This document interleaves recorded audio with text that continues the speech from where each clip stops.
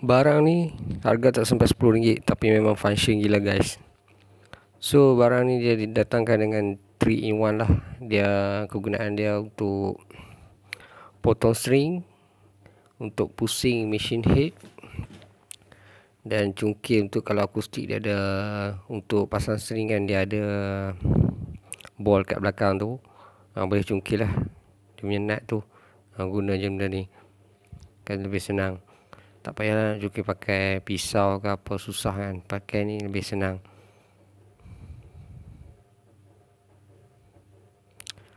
So korang nak potong string tu yang lebih-lebihan tu, tak payahlah guna spik kuku ke gunting, yang boleh pakai je benda ni. Memang serius mudah.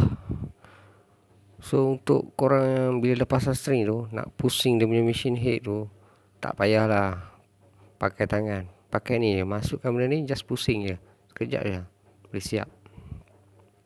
So korang gitaris memang wajib ada benda ni.